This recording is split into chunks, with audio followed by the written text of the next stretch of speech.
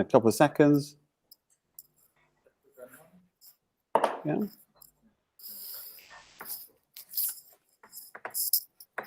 Take time, Jocelyn.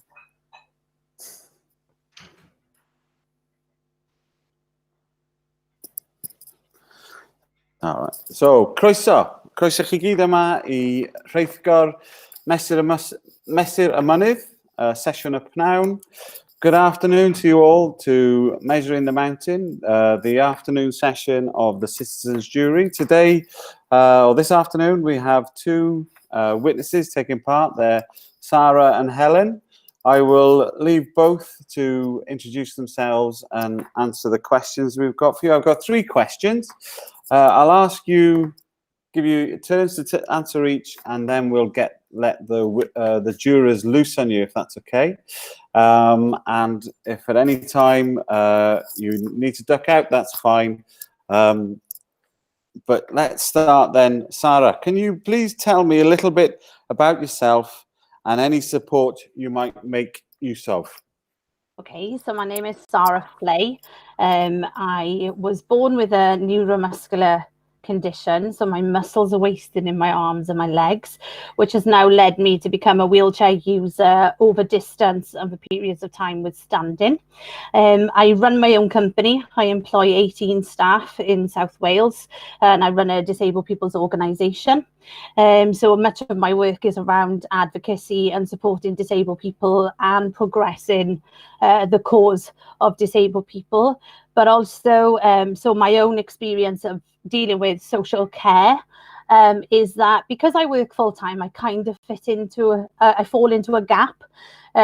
My husband he travels overseas for a lot of his work, and he was looking to take his work back up, and I was looking for some independence back in my life. So I contacted social services to understand how direct payments could be used to better service my needs, to allow me to continue being independent. So I work 40 hours a week, and I utilise the government access to work programme to receive that support. But that doesn't cover my day-to-day support in terms of shopping or managing my day-to-day activities. And when my husband's not here, I have no one to support me. So I approached social services in order to be able to look at direct payments. So that's my kind of link with my personal link with the social care system. Thank you, Sara. And the same question to you then, Helen. If you want to put your microphone on, can you please tell us a little bit about yourself and any support you might make use of? Okay, so 4 years ago, when I was 21, I woke up paralysed. I woke up with a neck ache and felt completely paralysed because my body attacked itself, thinking there was a virus, and my body completely shut down, damaging all the nerves, so I couldn't move at all at the start, which I am now a full-time wheelchair user as well. I've regained some movement in my arms. However, I've still got limited hand function. So on a day-to-day basis, I rely on others for a lot of help, a lot of care and support for personal care and social care. When I was first in hospital, I spent 2 months in a local hospital going through all the tests. Then I spent a year in rehab, and when I was in rehab to learn how to live with this new lifestyle and learn how to write again and brush my teeth and ways I could find support to, continue these tasks, normal daily tasks. We used to have meetings once every month where we would discuss integrating back into the community with this new lifestyle of being paralysed and a wheelchair user. In these meetings, I'd have everyone there. So it'd be myself, and then it would be many others. So it'd be social worker, community, it was about 10 people and 10 professionals and I who knew nothing of this new lifestyle. My main, I was 21. I was not affected that I was in the wheelchair. That wasn't my part, that I didn't care that I was in a wheelchair. I just wanted to live back. I wanted to live my life like I did before. So I was hoping I could get the right support from when I left into the community to make that happen. When I was integrated into the community, this kind of support that was put in place didn't meet my needs in many ways. So it left me to only 4 pop-in visits a day, and I was 21, 22, and I wanted to just live my life, although this was such a huge traumatic experience to go through. But the care that was provided or suggested, because they thought that was right, didn't fit me. So I was stuck in my house. I couldn't go anywhere, couldn't go out. And for someone who was a very outgoing person beforehand, it just wasn't a great fit. A long way down the line and figuring out and trying to seek help and not getting it, or not getting to the place where I wanted to be, I found somebody online who messaged me and told me about, different social care and how direct payments can be used. And so thanks to a stranger online, I was told about direct payments, and I found out how that it was better suited for me at this present time. So here I am with direct payments now. Fantastic. Thank you very much, Helen. Second question for you now, Sarah, is there anything particular that makes life more complicated or difficult? In terms of the system, Dav? Okay. Yeah. As I said in my introduction, that I fall between the gaps of being a working disabled person, but also needing elements of social care. So because I am able to work full-time with the help of the government programme called Access to Work Grant, that typically then I struggle to find a way to identify with the social care system, because typically my, sort of 9 to 5 is in the work environment, and Access to Work doesn't particularly cover social care. And I don't have sort of particular care needs, so I can dress and wash and those kinds of things myself. It's more carrying coffee and moving from place to place, that kind of thing. That's more the social care that I need, carrying things. So I don't fit into Access to Work from that perspective, because it's a social care issue. But then the social care system doesn't particularly see me as being in need, because Access to Work covers my support while I'm in my working hours. So I fall into a gap where nobody really wants to take responsibility for what matters to me, as opposed to just providing me with a service because it fits within either my day-to-day job, whereas I see my life as a holistic, complete approach, not as a compartmentalized of, am I in work or am I at home? But the system doesn't work that way, and it's very divided. Yeah, that's in, yeah. So that there's a gap there that you sort of don't fit in neatly for the system, right? Okay, thank you. Helen, same question then. Is there anything in particular that makes life more complicated or difficult for you?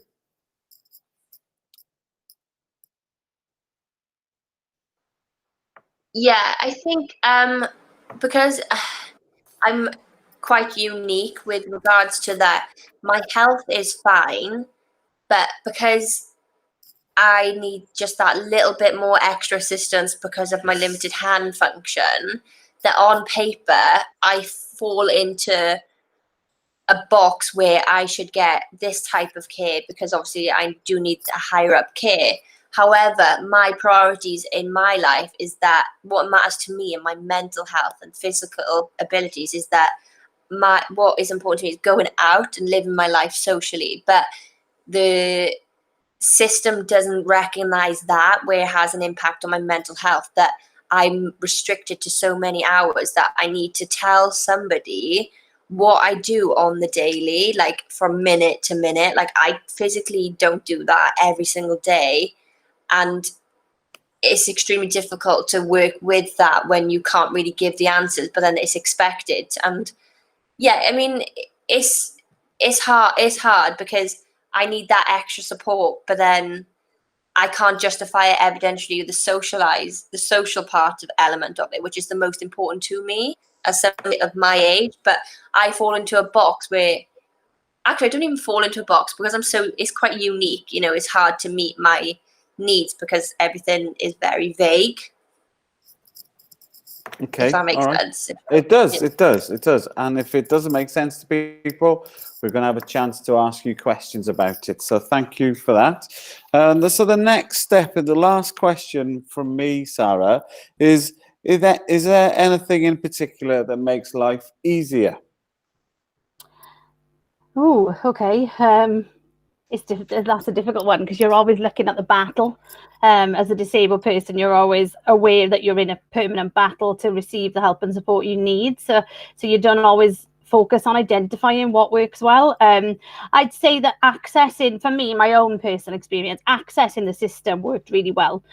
So I went through the gateway for our local authority. I received a call back within a few days. This was pre-COVID, mind. So, you know, I don't know what the system is like at the moment, but certainly I received a call back within no time at all. I was appointed a social worker, and an appointment was made, and then that person came to talk about, and actually for me it talked about what comes under the Social Services and Wellbeing Act, which is what matters to me. So that person was very geared up to understanding that it was important to understand me and my personal situation. So I felt a real empathy from that social worker, who happened to be a social work student, and I wonder whether to some degree was fresh in the system and actually was enthusiastic, keen to help, and not jaded by years of being stuck in a system that doesn't do what it's meant to do.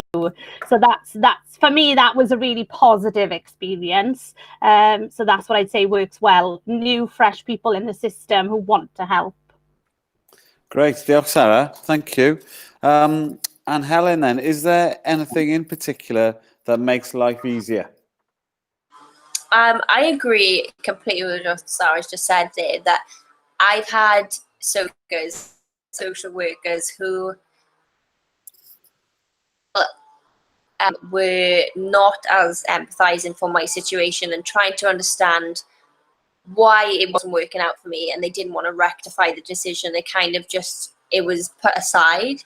I've got a new social worker now, and again, she's just new completely into the job role. So again, she's super enthusiastic, but then I really appreciated her being so full on and trying her best to help. But you know, she can't be a one-man band. She can't physically change things that are already set in their ways. But apart from that, there's not much more I can say positive, unfortunately. Okay. That's all right. That's okay.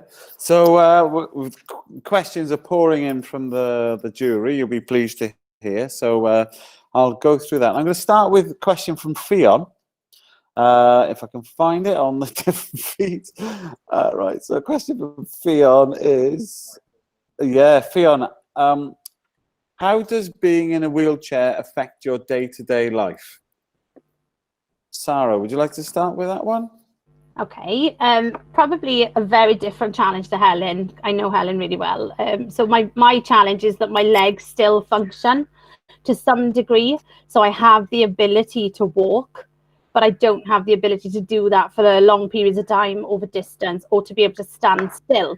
So the frustration for me is that I had to make the choice to become a wheelchair user for better life, sort of, you know, quality of life, rather than, so it wasn't something that was inflicted upon me because of something that happened to me. So it was a decision that I had to become comfortable with, and it's taken a long time for me to feel confident as a wheelchair user. I felt that the world completely changed its opinion of me when I became a wheelchair user. I no longer had a brain, and I no longer had a mouth. And the world would always speak to whoever was with me because they presumed that I couldn't communicate.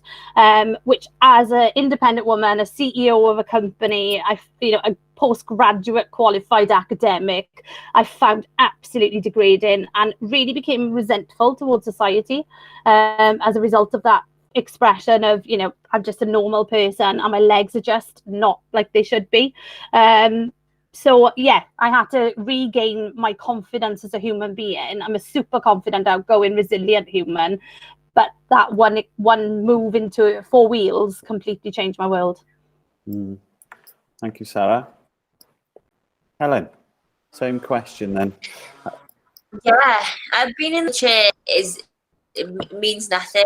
Like, that's not the issue. It's the community, it's the barriers, it's the what's actually put out there to help people who are in a chair. I'm still the same person. The only difference is I'm sat down, so I should be treated just as equally and fair, and I should have access to places. I should have access to, do whatever I want, have the support with whatever I want, have the choice, have the right to say just have that right to just be me. Like, being in a wheelchair is not an issue. It's what is out there that are issues, barriers, support systems failing, people, that sort of thing. Like, I don't see me being in a chair as any harder than what life makes it on the outside for me. Thank you, Helen. Thank you very much. So Giles then asking a question to Helen. She said that she only heard about direct payments through somebody online and wonders, didn't your social worker know about direct payments? And if she did, why don't you think they wanted to tell you about it? I heard it through someone online because I was expressing my frustrations with the restrictions I was having at the moment, and I vented to my social worker that what support she'd put in place, the community support of only 4 visits a day. I couldn't stop expressing how much I was struggling with that. I was just staying in bed. I wasn't going out. Going through this new lifestyle. I don't know anything. I don't know the ins and outs. It was very traumatic. I wasn't in the right frame of mind. And I can imagine, of course, she had a checklist of what she was supposed to tell me. But at that time, it just wasn't the right time of what she may have given off in small amounts. But obviously at that time, it wasn't right. And from her being in every meeting of one of those 10 meetings I had every month, I'm just shocked that she didn't, even later on through the meetings or later on in life, didn't explain to me like, well, I think this would be better suited for you.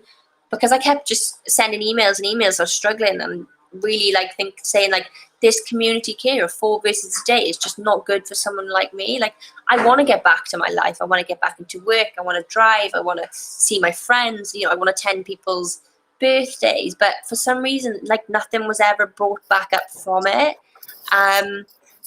For her, the reason that she might not have brought it back up, I can't answer that. I have no idea. But I changed social worker because I found that she wasn't meeting my needs. So I've tried to go with someone else, and I got a better outcome from her and a more enthusiastic approach to going forward and how we could help that. But yeah, who knows why she didn't. Thank you, Helen. I don't know, Sarah, if you've got any comments on that at all? Yeah, I think what Helen said about the fact that you talk about what matters to you, and it really comes down to whether the person listening is able to adapt what they're hearing to actually providing a solution rather than put you in a tick box. And I think that specifically when you're newly diagnosed, that it's almost like meeting those basic human needs is all they really focus on. So is there somebody to wash you? Is there somebody to dress you? Are you having what they feel is independence? But really, independence is about exactly what Helen said. It's about living life.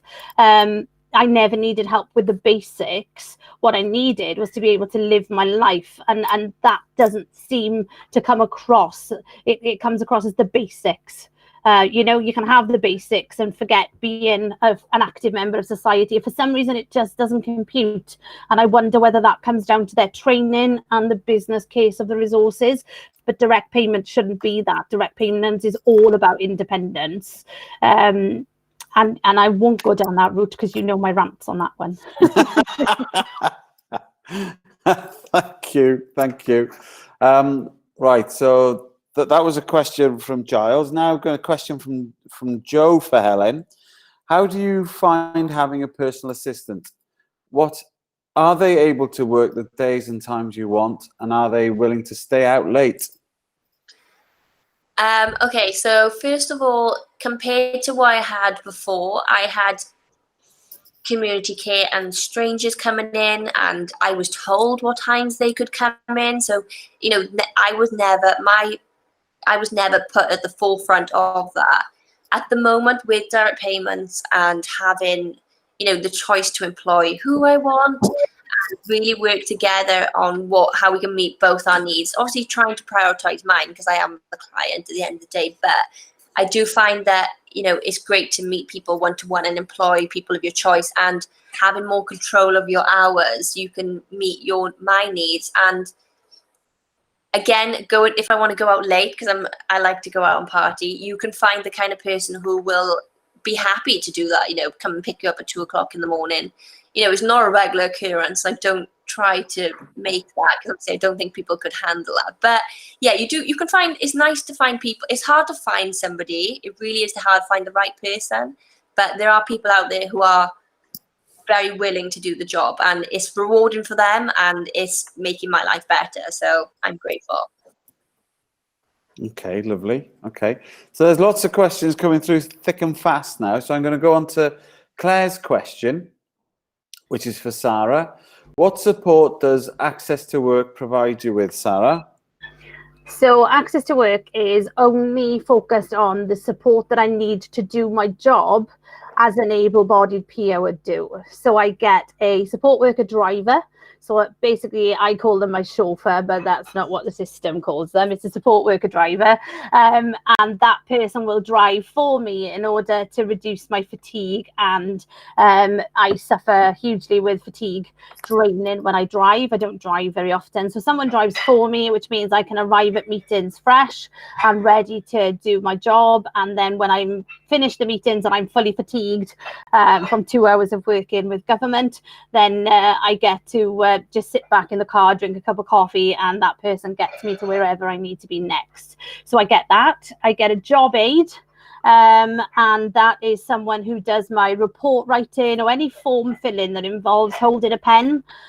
So it's where I use a lot of voice recognition technology for all of my report writing, but often forms, particularly government forms, aren't accessible for those pieces of software. So a person then has to go on and manually enter those things for me. So sitting for long periods of time or typing or writing for long periods of time, I can't do. So they do any element of my job that I have a barrier to. And then I have a care element, which actually doesn't exist on the program, but for some reason I have one. And that is for someone to carry my bags and carry my coffee cups. It is that basic. And that's my Access to Work support package. Thank you. Great. So hopefully that's answered Claire's question. So I'm going to go on to a question from Nina. There's another one from Claire, which I'll revisit later on. But Nina had a question for Helen.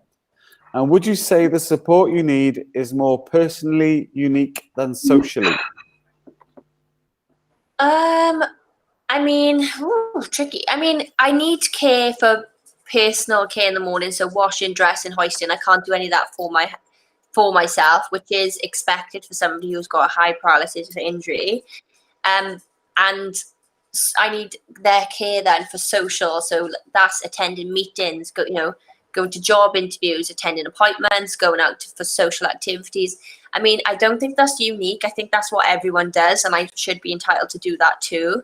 Obviously, the only restrictions is that every time I've tried to explain how important both factors are to, have both involved in my life, the second part of like the social side is never, like, it's always disregarded because it's like no evidentiary support, and that it doesn't follow suit in what's expected in the guidelines of whatever paperwork legally is out there.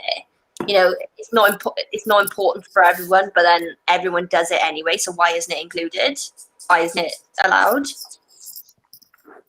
Yep. Fantastic. Bethany's got two questions, which I'm going to stick in for both of you now, actually, about how hard you find it to get around in your area and things like public transport. Sara. I don't use public transport at all. Not in a million years. I don't need that level of stress in my life. I'm very lucky that I have my own car, and it's only assistance with my chair and things that I actually need on a local level. So I'm able to drive locally, and then of course, you know, I can hire someone if it's on a work basis to go further.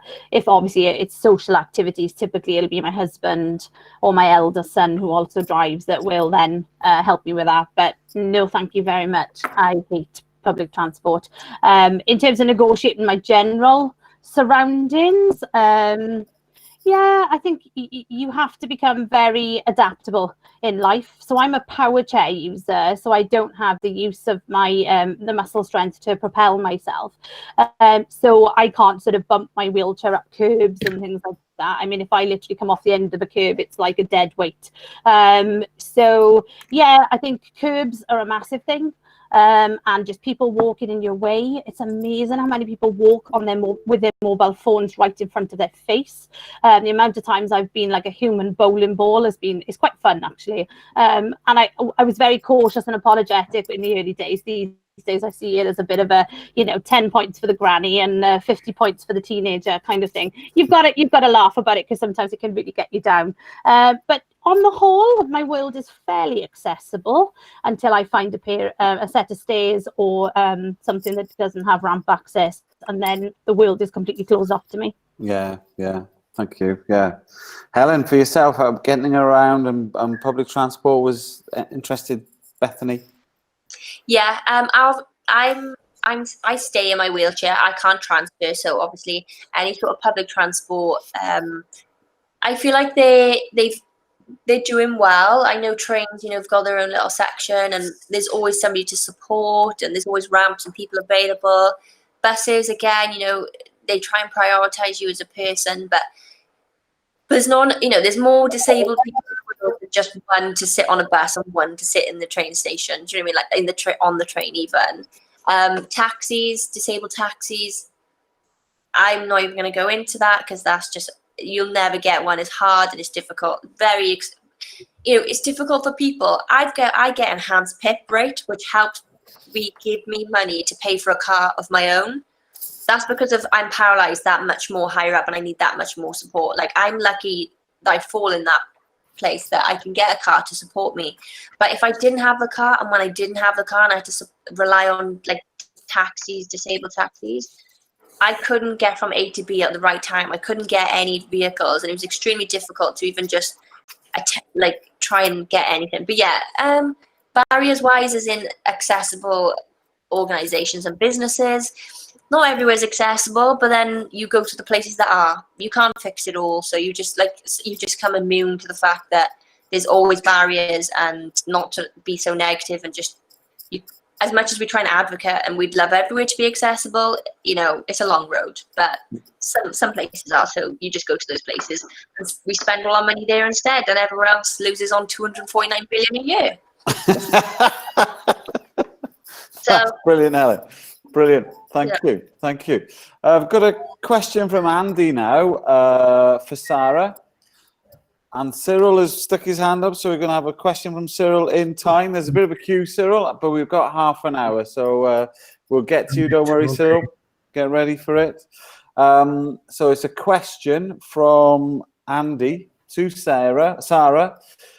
Do you think the lack of access to social care when people work amounts to... Do you think the lack of access to social care when people work amounts to discrimination, even indirectly? And is there anything further that can be changed to help this situation?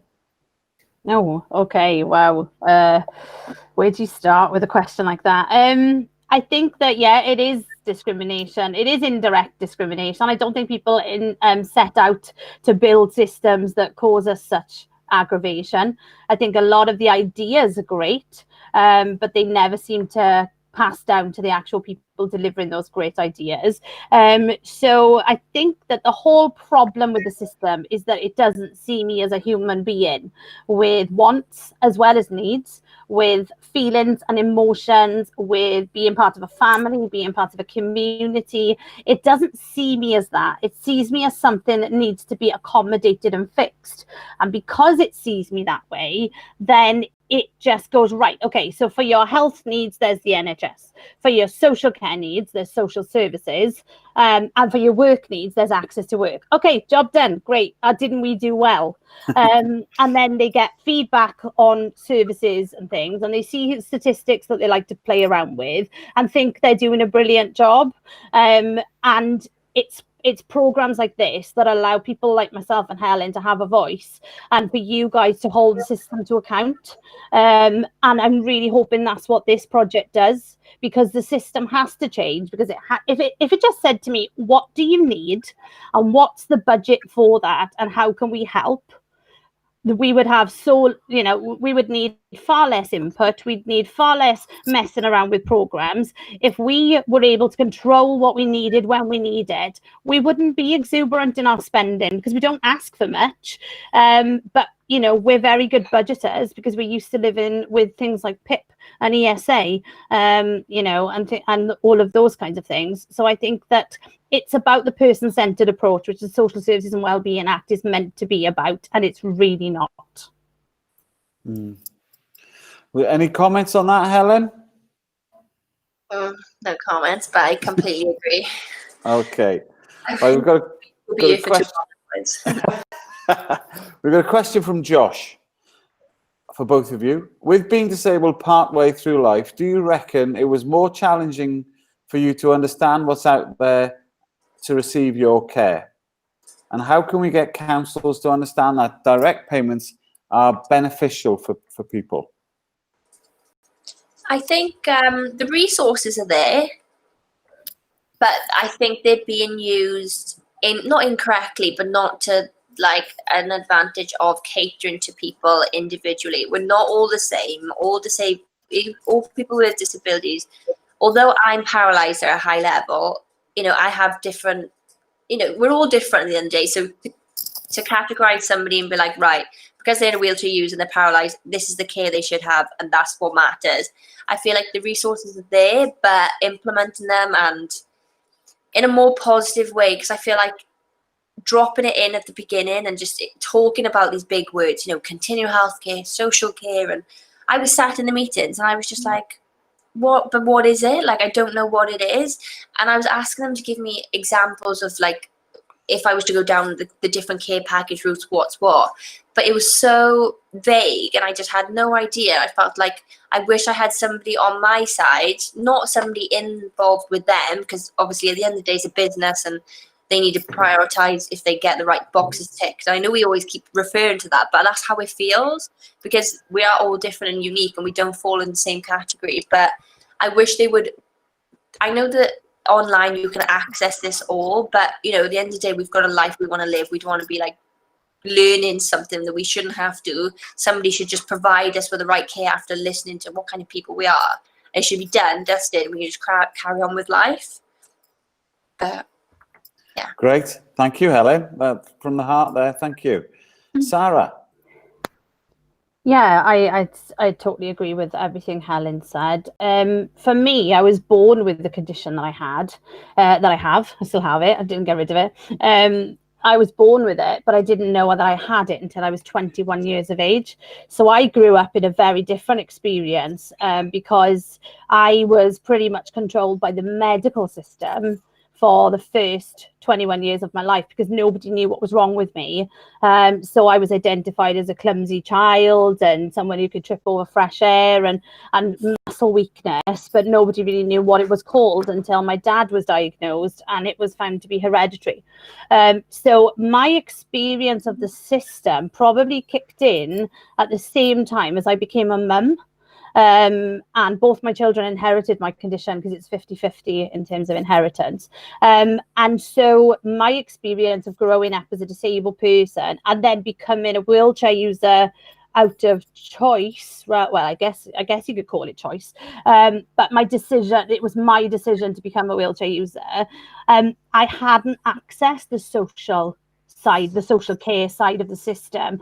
And if I'm honest, I really saw it as someone who had higher priority needs than me to access. I didn't think it was something that, and I identified myself as able-bodied, I'll be honest, until for many years I didn't see myself as being disabled. I lived with a neurological condition, so for me it wasn't what people like me did, it wasn't what people like me needed, because we worked and we and all of those things, and I guess it always came down to the DWP and PIP and incapacity benefit when I was that unwell with my condition. Never even crossed my mind that I would need to access social care until someone who was disabled mentioned it to me, that it could be a way of me keeping my independence, which is so important to me. I don't want to be someone else's responsibility. I am my own human, and I want to be able to go where I want to go when I want to go there. So yeah, I never saw the system was for me until and even felt uncomfortable approaching the system, because I still didn't feel it was something that was for me. So Josh had a second bit to his question that is about the system. So he's asking specifically about getting councils to understand that direct payments are beneficial to people. How do you think they can do that? Sarah, do you want to continue? I'd like to see it taken out of the local authorities' hands. That's just me being bold. And I'm not. Why would that be? Because I think it comes down to a business case every time and budgets. And I think that I'm not saying that DWP is any better, but I think that if there is an actual social workers, they do social work. They're not business managers, and they're not necessarily looking at it holistically. So I'm not sure whether I'd want to see it managed by DWP. I think that would be a whole other bundle of fun. But I would personally like to see some kind of budget for everyday living, work and everything, all under one label, which then incorporates PIP and any sort of non-working benefits like ESA as well. I'd like to see a disabled person's independence allowance. I've made that up literally on the spot right now, but it sounds good. It sounds really good. Yeah, a DPIA. There you go. They can't even do DPs, never mind DPIAs. But I'd like to see an independent budget which is built with the person, based on their holistic needs from 9 in the morning, from midnight to midnight. And I'd like to see us get control of our own money and what we do with it and how we do it, including the Motability scheme as well. I thought you might like that, Josh. Helen, any thoughts yourself to add to what Sarah's been saying about how to get councils understanding that direct payments are beneficial to people?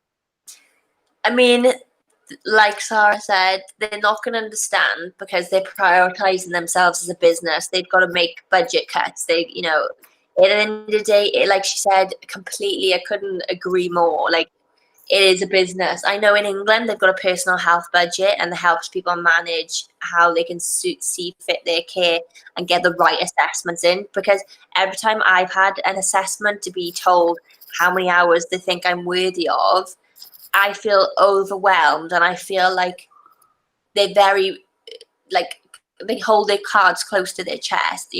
It's never like seeing my needs, meeting my needs and benefits and whatnot. It's more like, oh, but do you fall into this? We can only offer this. We only look at health side. It's only the health hours that are important that we take into account. But yeah, no, I think taking out with the local authorities would be ideal, so we can actually get the care for the people that they need in the right way. Because we all deserve it. We all should be entitled to it at the end of the day. Fantastic. Thank you, Helen. Thank you very much. Got a question from Rob. Very specific question. Are you able to have direct payments if you're in receipt of PIP? Helen, yes. You're nodding. Yes. Yeah. I do, yes. So the more money I get, help, the more money I get back, which sucks, but because the money is there because I need more care, so I need to pay for more help. So I do pay back the large amount of like £95 a week. So it's a dent to me, but that's what the money is there for. I get more money for more care, so that's what the money is there for. I mean, yeah, but yeah, you can. Right, okay. Okay, I'm going to go to a question from Claire, and I'll give this to Sarah to start off with. So a question from Claire now, and then Cyril. So get ready, Cyril. Thank you very much. Thank you very much. Hang on a second, hang on. Just one more from Claire. Why do you think, Sarah, why do you think social services don't prioritise or understand the well-being outcomes you want and need to access for your well-being? Oh my gosh, we've only got 15 minutes left on the call. Yeah, Dear God. 30 seconds. Claire, what a question. Because they are ultimately run into budgets and run into budget cuts and restraints, and they're only interested in meeting their targets and making sure that expenditure is a minimum. I don't believe that the majority of support workers are out there to stop me living my life and kind of are looking to penny pinch at every step of the way. But it is drummed into them that the business case is all that matters. You cannot overspend on somebody's support because the money just isn't there. And I think that people are more afraid of spending the money than they are of giving the right care, because typically the community will pick up any, both myself and Helen have both got friends who will pick up the dregs of what we're not getting, or family will end up doing things that really we should be having as independence. Simply because the system won't allow for it. And just as a side note, I've never been able to claim direct payments because it literally had been shelved and put on access to work shoulders, and access to work didn't want to know. And so actually I ended up with not receiving any support at all. So my husband does everything outside of work that I need now because I'm just fed up of playing the system. I don't have time. Yeah, okay, thank you. Go on, Helen, anything to that?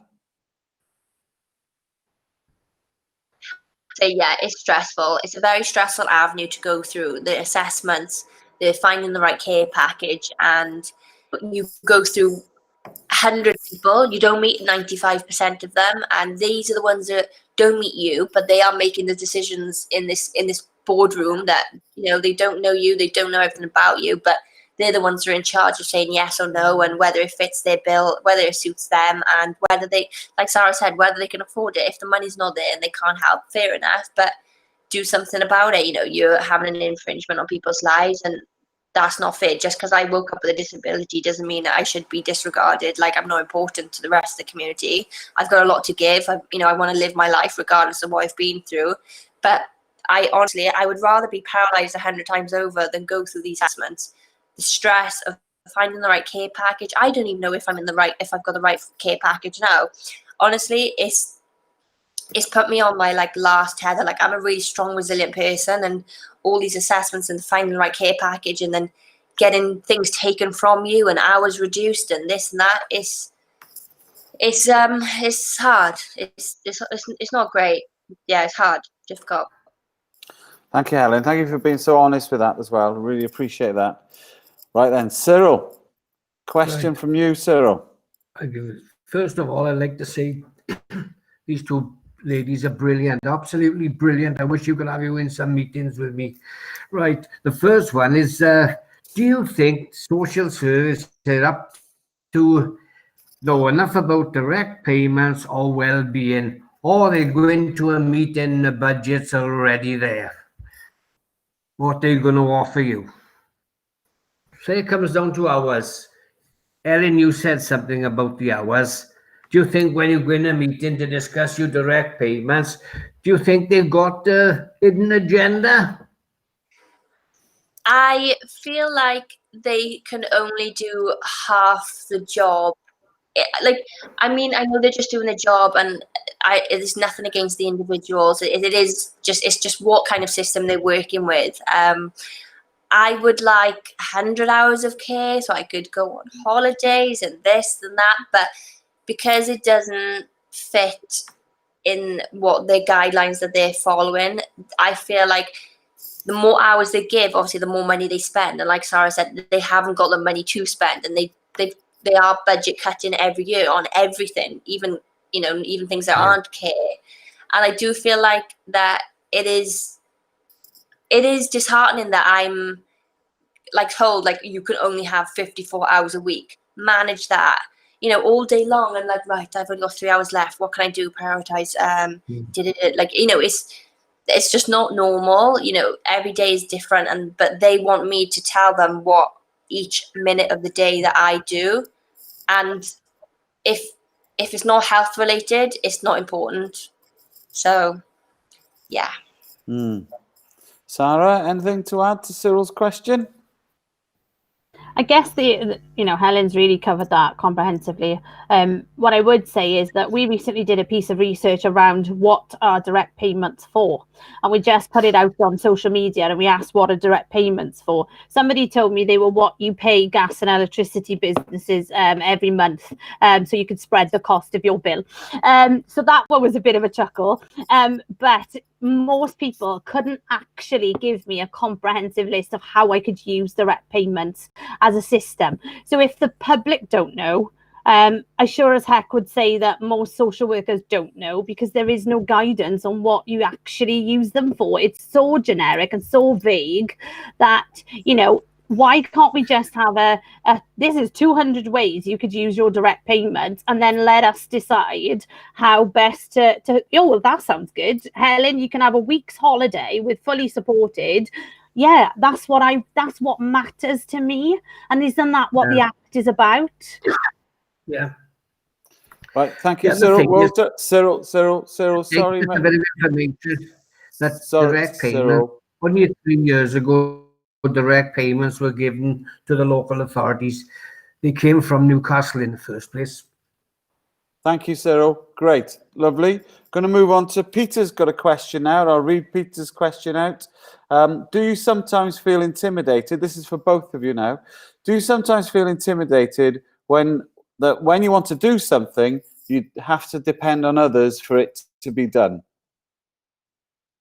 Helen, you got your most expressive face on there, I think. Do I feel intimidated? But so what with regards to that? Because I rely on people to do it for me. Do you feel intimidated that you have to depend on others? I mean, at the start, being newly paralysed to this lifestyle, and because I used to be so independent, I lived abroad, I was very active, and then going to this where I rely on others to do the smallest daily tasks. At the start, it was really frustrating, and I resented people coming in, and I hated it. But then you get to a stage where you think, well, if they weren't here, I wouldn't be able to do things. You start to accept, okay. Intimidating, no. Frustrating, yes. It's hard to find the right people. People leave the jobs, and then you have to start over again the process. Finding the right kind of, I mean, I wouldn't say intimidating, no. Frustrating, yes, when you get let down and you have to, if you're the employer, like for me, I'm the employer, so I've just had a PA left on the spot. So I'm 2 days now without case. I've got to try and find somebody to fit in. Social workers suggested, just use agency. But that means I'll go backwards, which means that I'll have whoever strangers coming in, and there'll be only 4 visits a day, which are structured because they can only offer 10, 2, 5, 8. I've got plans, I've got a life, I want to go out. I don't want to be sat here, count, it's 10 o'clock, they'll be back at 2. Do you know what I mean? That's the problems. But if I had more hours and a bigger team, I wouldn't encounter these problems. But intimidating, no. Frustrating, stressful, yes. Okay, great. Deall, Helen. Sarah, intimidating? Yeah, I think intimidating is probably the wrong word. Do I sometimes feel like an inconvenience? In the old days, possibly, yes. But now I kind of see the fact that, I employ 18 staff. I keep 18 people in full-time employment. I'm really making an impact in society in terms of the work that I do. I contribute, same as Helen, I contribute on a massive level with my work. And so I guess the other thing as well that I feel is that I've been 5'1" all of my adult life. So I've always had to rely on other people, because have you seen supermarket shelves? I mean, I don't know about you, but I like some of the top brands on the top shelves, but I can never reach them. So I just think that society as a whole, I've learned that people are generous and people want to help you, and it's not about whether you're disabled or whether you're not. So I've kind of learned that my contribution very much, I feel, validates so much of who I am and what I do, and I feel that's really important to me. But yeah, I sometimes in the old days used to feel like an inconvenience, but actually, yeah, no, I'm really proud of who I am. I'm proud of what I do, and if that means nagging a few people to get a few bits and pieces to move my life forward, then so be it. You've picked the two wrong women on this call for intimidation. Yeah, I know. Intimidation. I realise that now. So we've got about 5 minutes left. So I'm just going to start lumping some people's questions together. So Tafsila and Bethany, interested in personal assistants. So do you struggle recruiting them? And how has COVID-19 affected the personal assistants' work? I do struggle to recruit, just like any employer. You know, people leave jobs, people move on, people don't turn up, people call in sick, people, you know, it happens. I do struggle to employ people because I've only got a certain amount of hours. I have to prioritize. You know, I've got one full-time PA and one part-time PA, but then when my full-time PA has 28 days holidays a year, I haven't got anyone to support to cover that because I don't have enough hours. But then if I go to 4 part-time people, that's great. But then again, I can't travel. There's restrictions because they've got the responsibilities. So it is stressful, and it is hard to recruit the right kind of PA that can help you with everything that you need to do. I can see, Josh, do you ever struggle during the day with hours you receive for direct payments? I don't struggle with the hours either. Like, we pick and choose. Each day is different. Some days, if I want to cook and do a whole Sunday dinner for everyone, that might take longer. But then the next day, I could do 3 hours in the day. Like, it's, you know, every day is different. So I don't struggle using the hours. It's just struggling to find people who are happy to do them.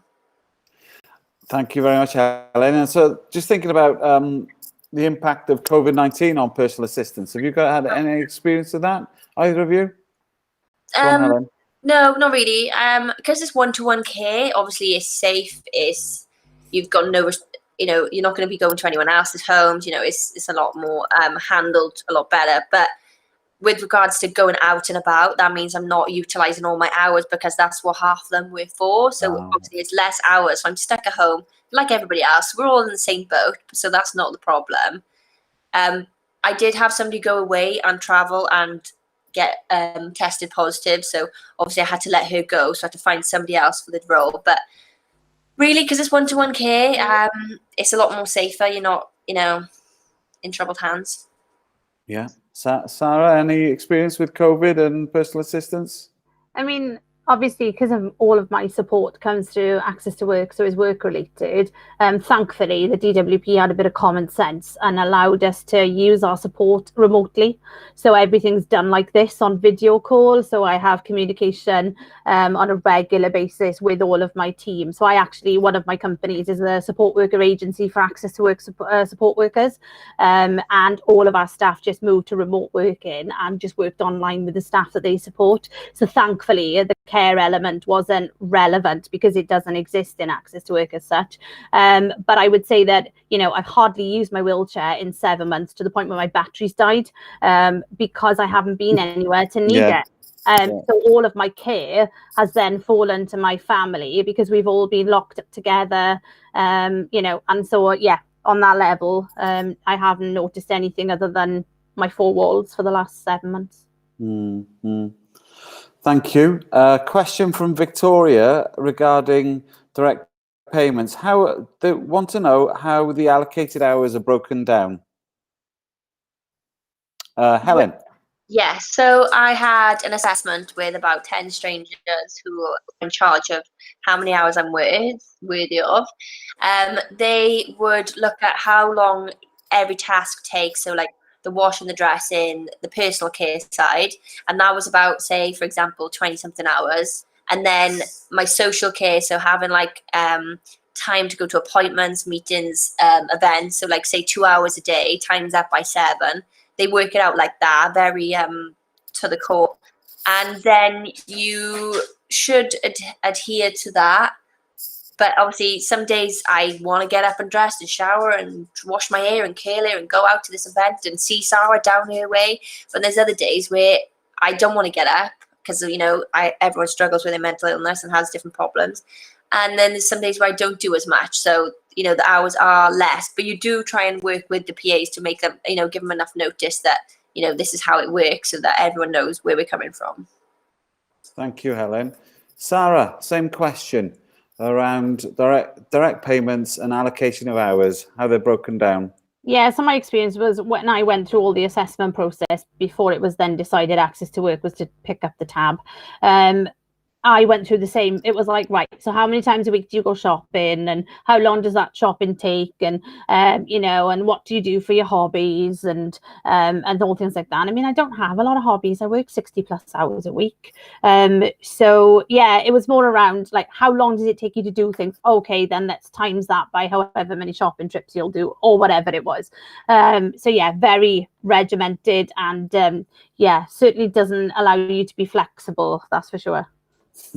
Okay, thank you very much. I'm really sorry to say, after a very interactive and non-stop stream of questions, we've run out of time. We've come to the top of the hour, excuse me, and I'd just like to say thank you very much to you, Helen and Sara, for taking part. Diolch yn fawr iawn i'r ddwy ohonoch chi am cymryd rhan heddiw. Da ni'n really gwerthfawrogi eich ymroddiad a'r cyfraniad at a process yma. So thank you for taking part and contributing so fully. Having messages of superb on the computer screen in front of me now. So thank you very much. Let's give the traditional, you know, Zoom wave and clap. That's it. Fantastic. And that's the end of this afternoon's session on the second day. Thank you very much. Diolch yn fawr iawn.